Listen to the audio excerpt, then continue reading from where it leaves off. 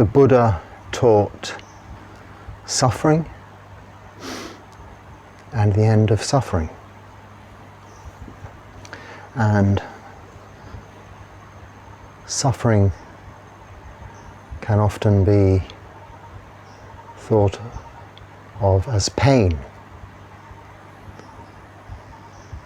And what is pain? There are two kinds. There is physical pain, the pain of the body, and mental pain, the pain of the mind, anything from anguish, anxiety, fear, restlessness, worry. Often as a result of expected, anticipated pain of the body. We can keep these things separate, but one doesn't go without the other.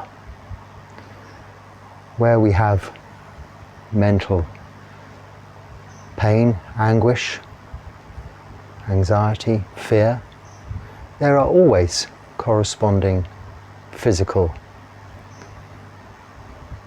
feelings. Similarly, where we have joy, pleasure,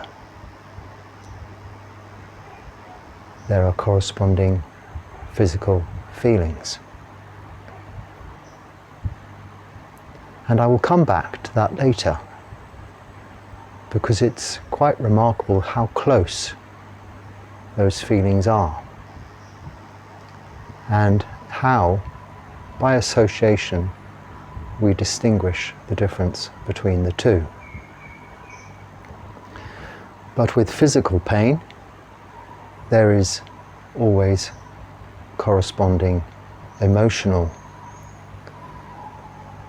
feelings. Where we have anticipated pain, there is fear. And this can be said to be all in the mind. When we have actual pain, we of course experience mental aversion towards that pain through not wanting that pain and through wanting that pain to go.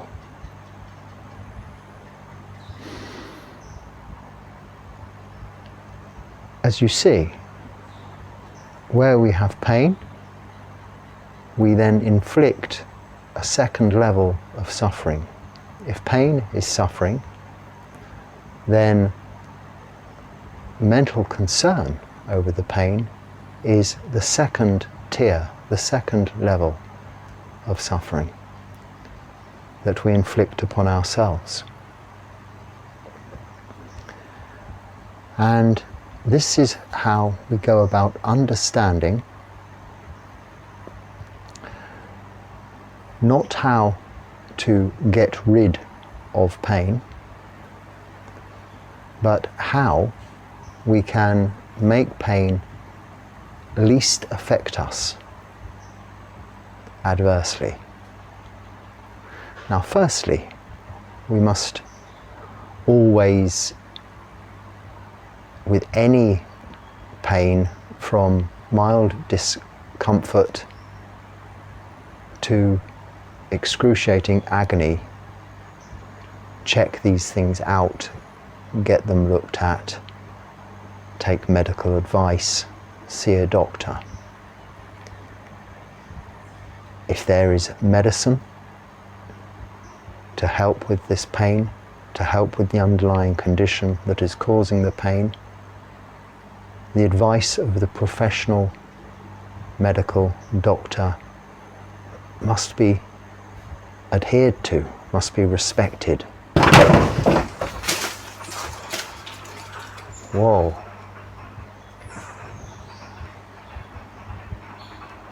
And that must be first and foremost. I think this was just trees falling on the roof, which is why we have a roof. Otherwise they fall on our heads and we suffer that excruciating, agonizing pain.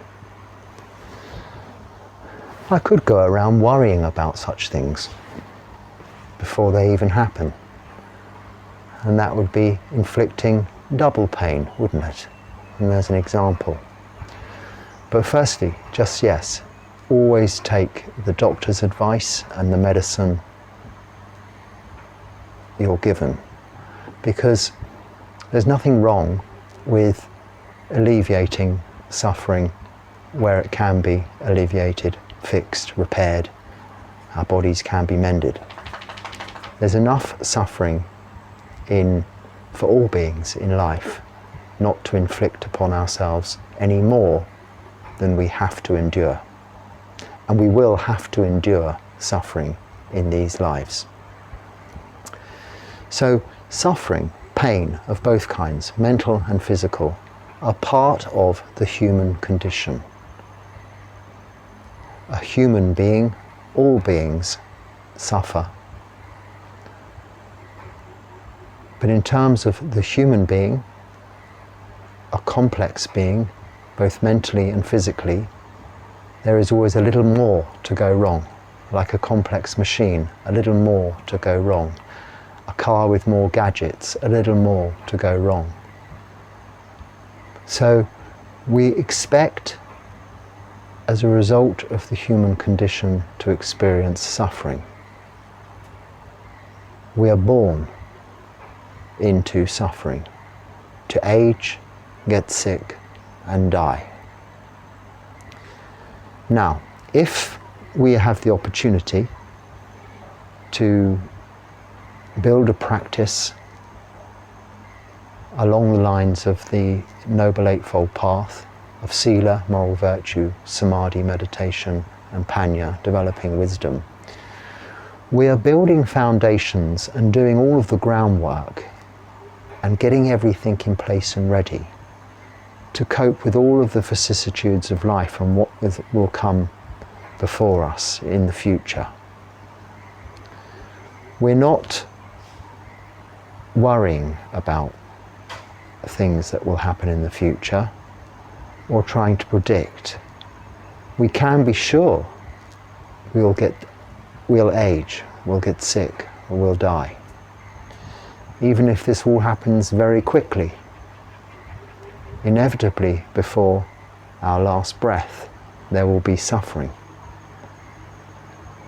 Most of the suffering, however, will be mental anguish. The more we're clinging on to, the more we're averse to what we're going through, the more suffering mentally there will be. And this is the aspect of suffering we can reduce through that practice.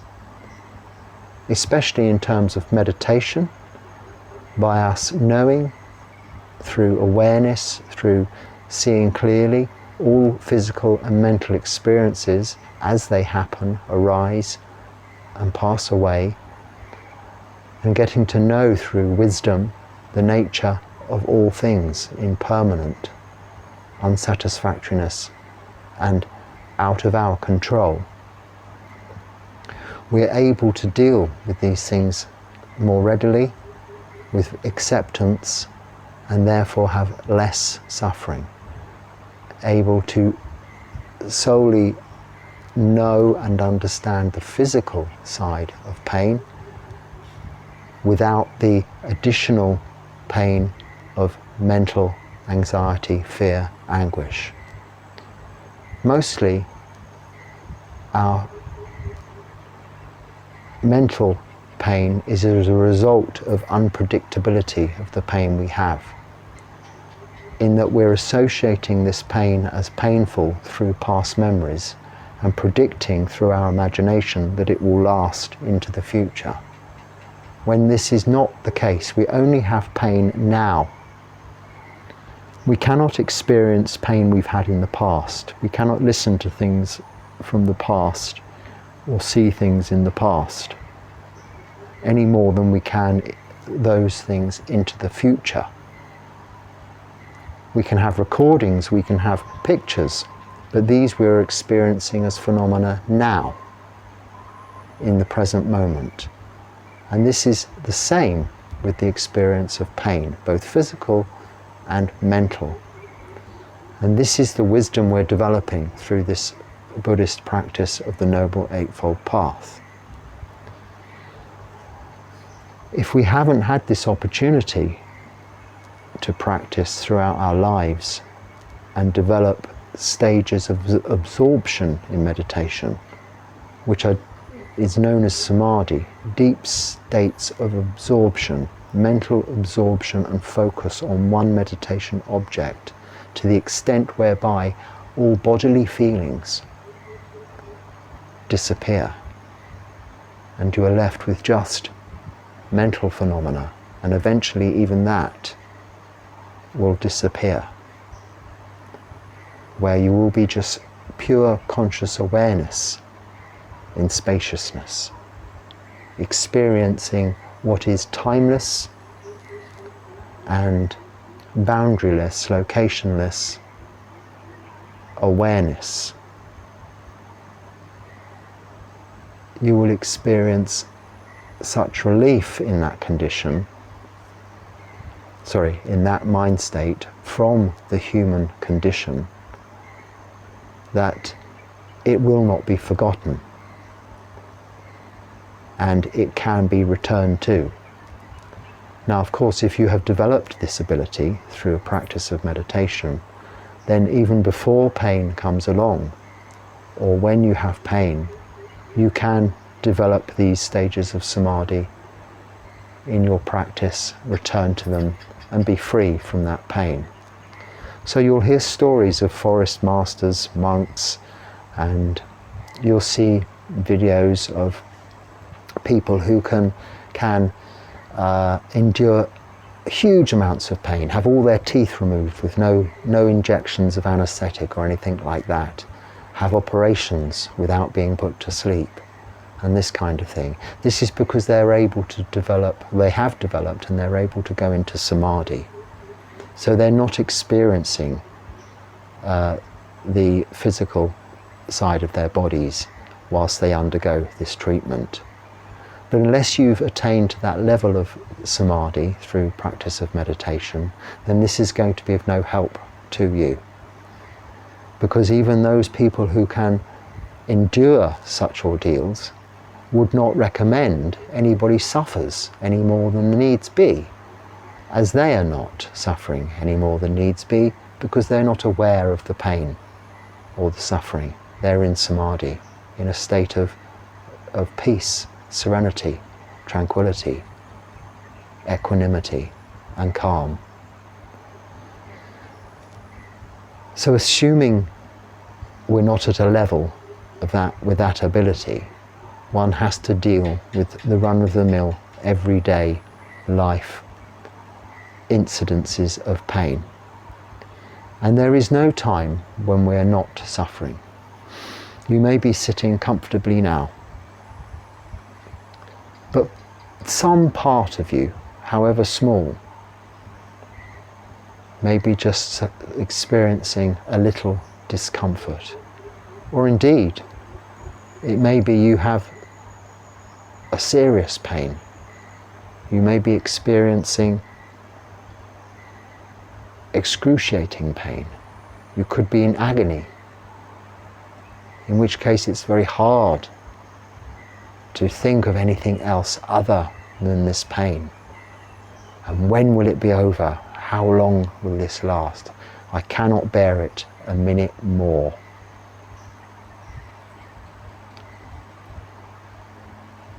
At that point you must ask yourself, but I have bared it so far, and I don't have to bear it for a minute more. I just have to bear it now. Now is infinite. It is timeless. It is always now. But we link moments of now by bringing memories of the past and imaginations of the future into this present moment of now. Our experience of the pain is through mental anguish. So if we can intercept that mental anguish, not with distraction, not with running away from the pain, but going deep into the pain, into the middle of the pain, and experiencing it, feeling it for what it is. And then looking at the mind's interpretation of that pain and its reaction. Now, often it's a case one has to move, adjust, and the pain is gone, and then another pain arises. This is not serious pain. This is just usual bodily discomfort that we are experiencing all of the time. But now, for example, let's say you have a bad knee. I always use this knee as an example. I don't have a bad knee, touch wood. But because I always use this knee as an example, sometimes I think I do have a bad knee. Because of course I'm reinforcing continuously in my mind this bad knee. I never say this knee for some reason. I say this knee, but this knee is fine. But even now, a little twinge is there. You see, a lot of this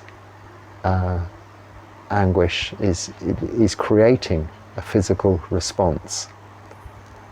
It's just a reflection of what is happening in the mind being mirrored in the area you're thinking about. Now, vice versa, when you have a pain in your knee, in your mind, it's going to be, oh, there's that pain in that knee, when will it go? And there's the question, when will it go? Now we have to say, it's there. This is pain. It's just that. It's there in this moment. It's there right now. Now, if there's something I can do about it, you will have done what you can, taken your medication, adjusted your position, moved, put some whatever it is, ointment on it, or cold compress or hot compress, whatever the treatment that you need to do to try and alleviate your pain. We're not talking about pain that arises in medication here. We're talking about real pain, suffering that people experience and how we deal with it. But the thing we have to deal with is not so much the pain itself, because if that's being taken care of by the medical physicians, is we have to deal with the mental anguish associated with the pain. And I said I'd come back to this later. And if we reverse it and look at, say, emotional pain of loss, of grief, of depression,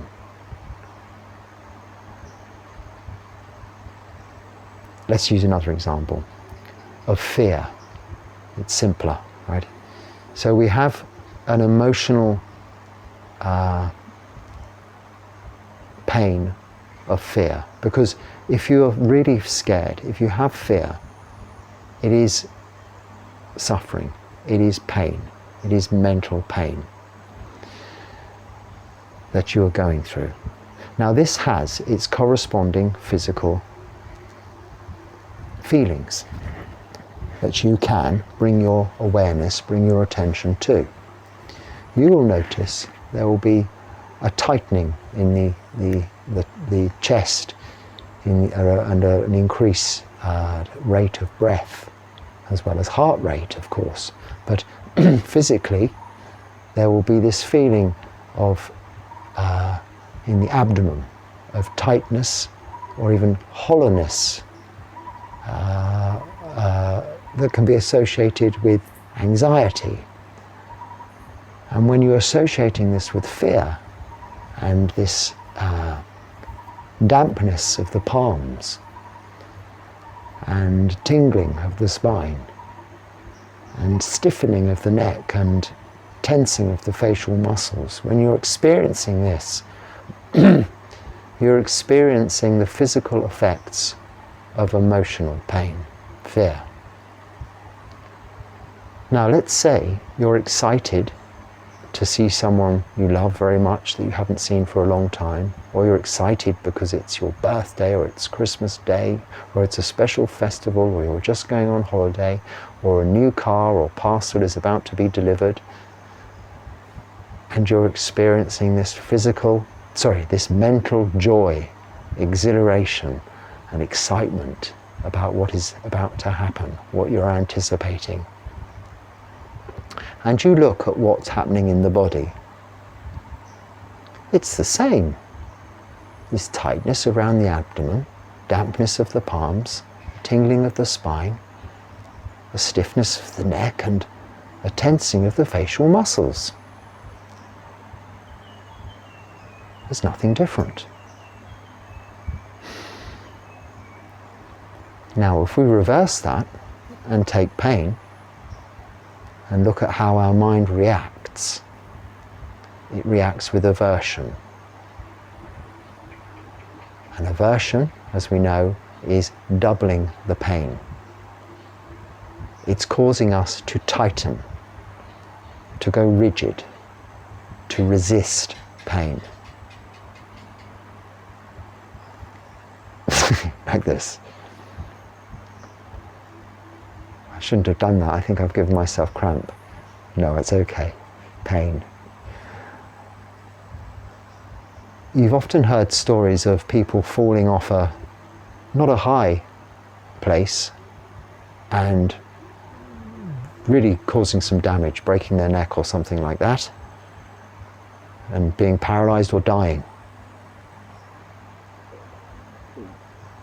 And then similarly, people have fallen off great heights and been okay. So a good example is a drunk man falls off a roof. I'll let you into a secret. A long time ago, as a teenager, I was drunk and I fell off a roof.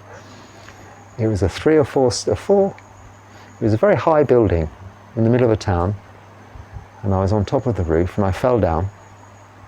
And yes, I broke a lot of bones, but I didn't die. I broke my pelvis, I broke my right wrist. In fact, I landed on my right-hand side and broke most things on my right-hand side, and was in traction in hospital for a month, and then on crutches and wheelchairs and things for some weeks or months after that. If I hadn't have been drunk, I would have been dead, that is for sure. Now, I'm not condoning drinking, of course, it's a ridiculous thing to do, but this is an example. I was careless, carefree, heedless, didn't care, which is what caused the accident. Stupid youth, silly things we do. But I was relaxed. So the results of the resulting injuries were far less than they could have been.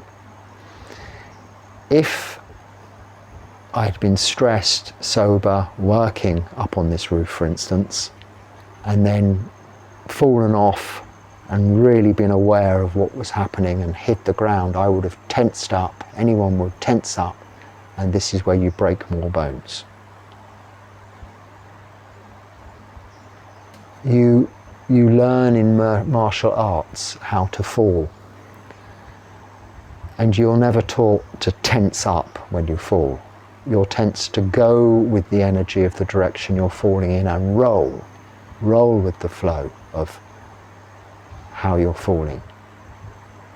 You're using all energetic forces in your favor in martial arts, whether it's attacks upon you or your own body weight and gravity in the direction it's going. You always go with the flow.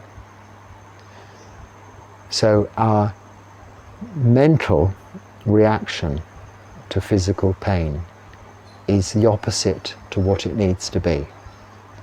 Naturally, This is human, the human condition. The human condition is like all conditioned things, a result of cause. Causes and conditions have results. So we are the result of someone's actions, our birth, born into suffering, aging, sickness and death. So it's part of this human condition, and then our upbringing, our training, our education, and to somewhat our instinctual nature to react mentally against pain by tightening up. Pain has a purpose. It's for protection. In our vehicles, in our cars, we have little different lights may come on, different colours, to let us know something's wrong. You need to deal with putting radiator water or whatever it is you do with in an engine thing to make it not break. If a little light comes on, you should put something in there to stop that engine breaking and it being a very expensive problem. If you ignore the light, the engine breaks and it's a very expensive problem. And we have pains like little lights to let us know something needs to be done. And we get it done and fixed by the doctor. But sometimes something just breaks and we have the pain. And our mind says, right, tighten, strain like this. Now we learn through meditation, and this is a lot of what meditation is for. Really, it's rehearsing for these occurrences in life, as well as rehearsing for our final moments in life, for our death, where there will be inevitable pain and suffering, mental and physical, especially mental. You may have many much help of drugs and things for the pain physically, but mentally, if we're still clinging on to this body and this life, if we still don't understand this body is not us, it is just this result of those causes and conditions, and even this personality is not us, it's just a result of the surrounding causes and conditions. If we're still clinging on to that, we have so much mental anguish. So this is what this Buddhist practice is about destroying those chains to life, not giving up on life, still enjoying life, and enjoying life so much more and more fully through appreciating the truth, the reality of suffering that we experience in life as being ordinary and to be expected.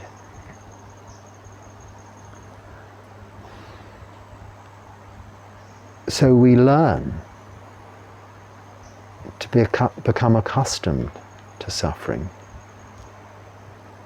so that as it arises, and this applies to mental suffering as well as physical suffering, mental pain as well as physical pain. When either of these forms of pain arise, we know it as just that, pain arising. This is a pain in my knee arising. It's just that.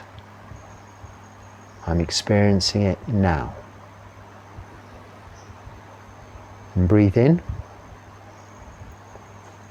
and understand that there's no need to worry about past experiences of this same pain. And there's no need to try and predict how long the pain will last into the future. And try, if you can, to bring your awareness to where there is no pain. This pain is in one part of your body only. How at this time is your other knee feeling?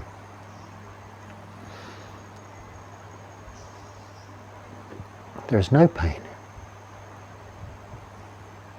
Does it feel warm or cool? Warmer than the knee where there is pain, or cooler than the knee where there is pain?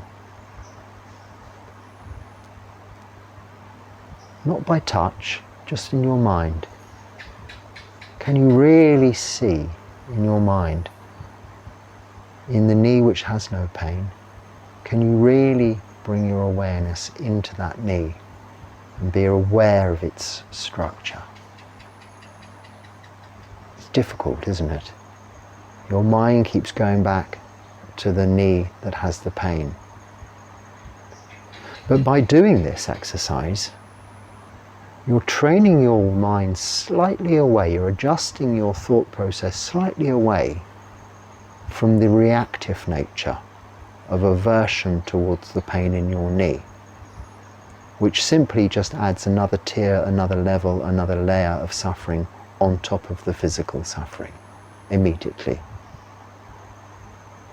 If you just interrupt, like a circuit breaker, that response by diverting your attention to the corresponding knee, for example, you'll find that the suffering becomes far less, both physically and mentally. Now, this isn't an instant fix, an instant cure. With practice, and you can practice this in meditation whilst you're able to, because there will come a time when you will be suffering pain, and that will not be the time to start trying to practice meditation. Whereas if you've built up a level of practice in meditation before you experience pain, you've got these foundations and this groundwork already prepared, ready to deal with it. But let's say you don't have that opportunity, then just use these techniques. Firstly, look at what your body is doing as a result of the physical pain. Like I described earlier, it is the same as what your body, how it reacts as a result of excitement and joy and pleasure. Pleasure, I should just say, really. I'm relating pleasure to pain, whereas previously I was relating fear to excitement, positive excitement. So we have positive and negative ends of the scale.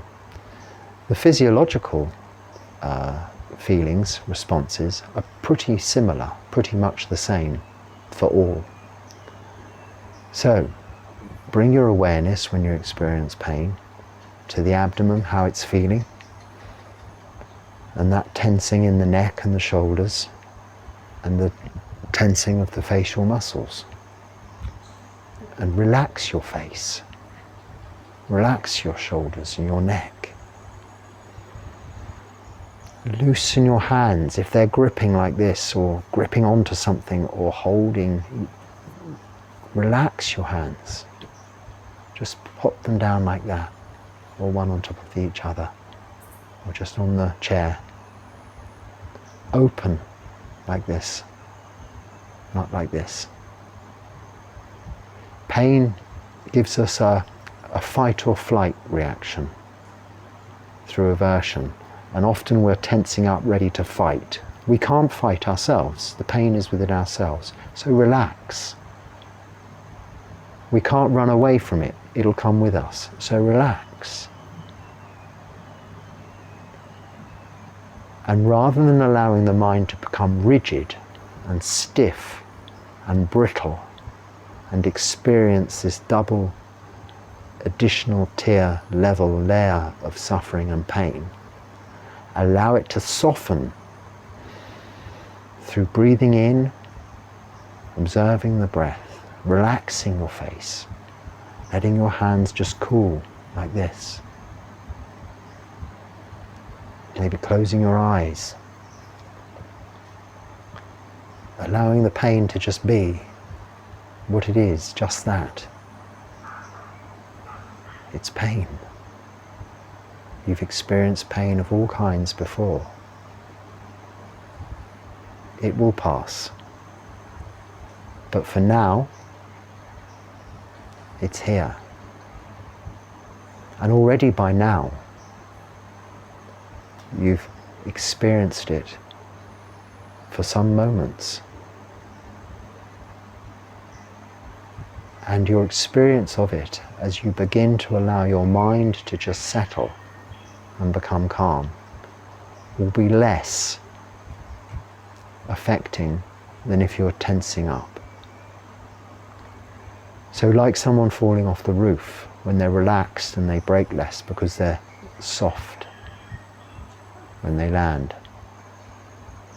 The pain is not banging against a hard surface. It's coming into contact with softness. This isn't just all in the mind. This will have the corresponding effect of relaxing the muscles around where the pain is, which have automatically tightened up. The reason the painful area gets hot is because blood is being sent to the painful area to help heal any damage or any infection.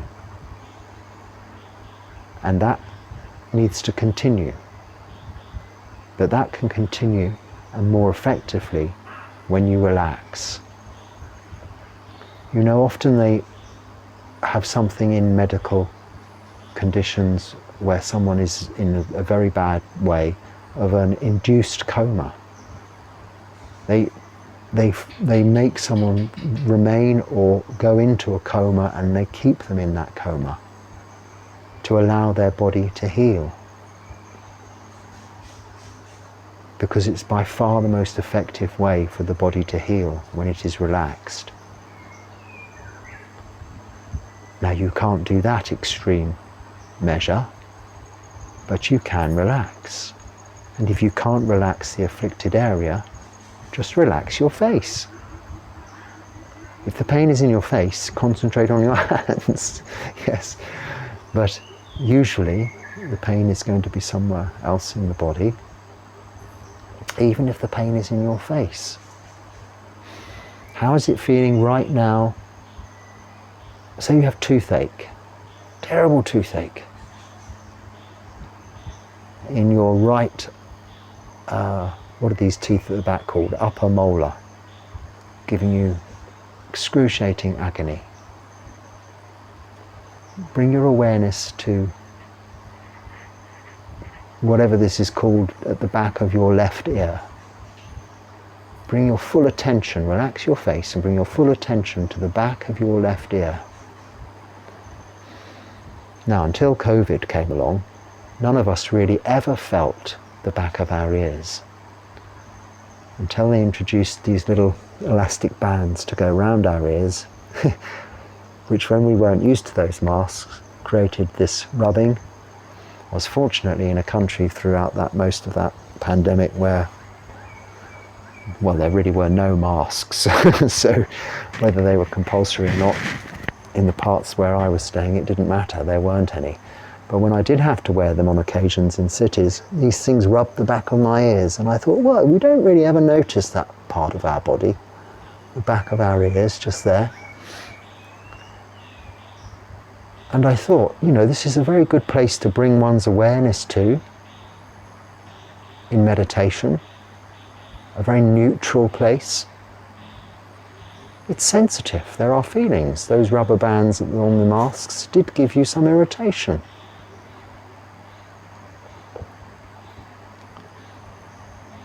So you're adjusting your mind to not ignore the pain, but to treat it differently.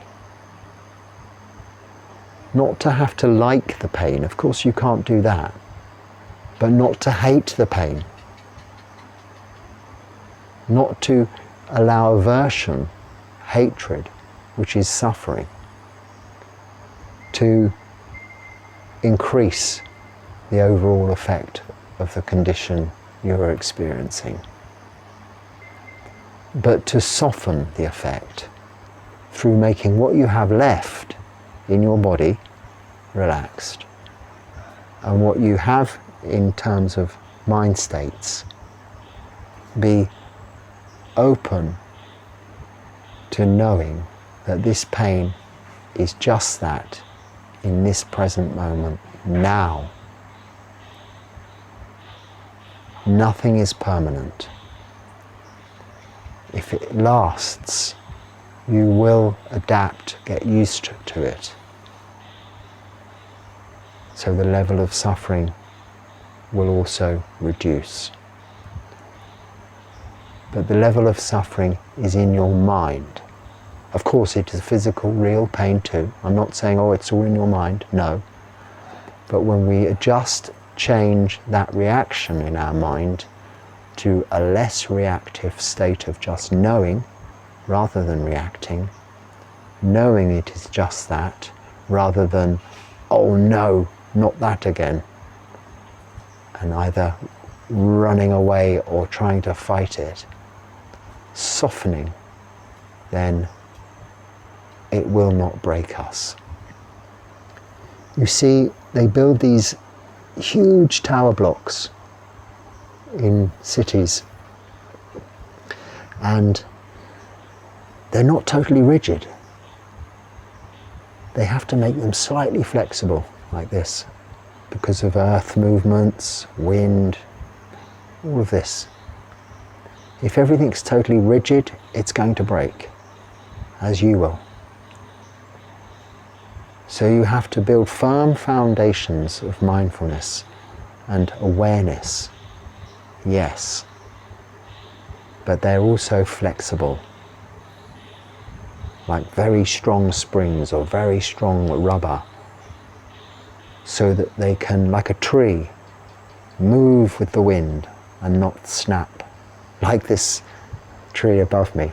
This would have been the bamboo that gets very brittle, you see, when it dries out, and then after all the rain it gets heavy, and then it snaps and falls on my roof and makes this big bang.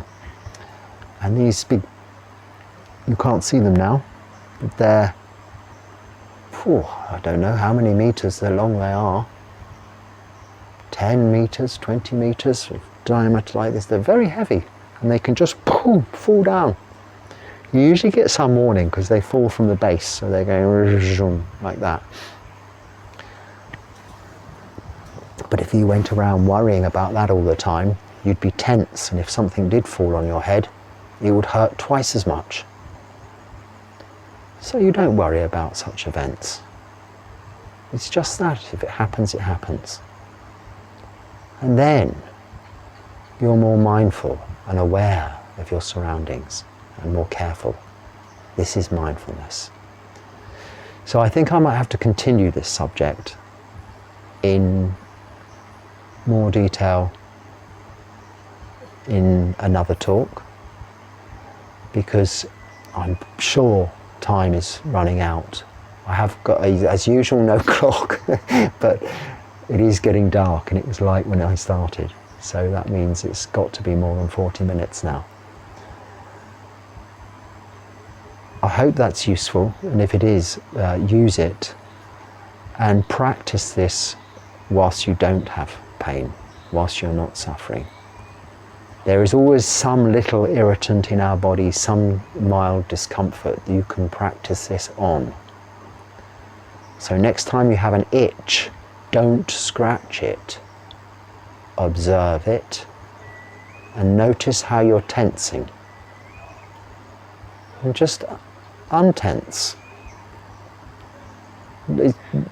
It's as easy as that. It's not a case in saying, I must relax, I'm hoping it'll happen. Just with your face, let it just drop.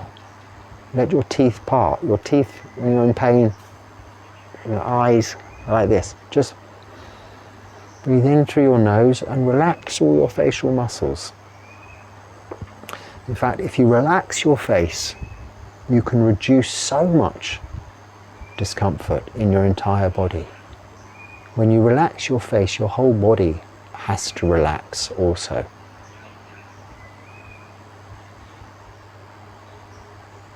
Try it for yourself. Experience it for yourself, and you will see it works. Thank you for watching. Oh.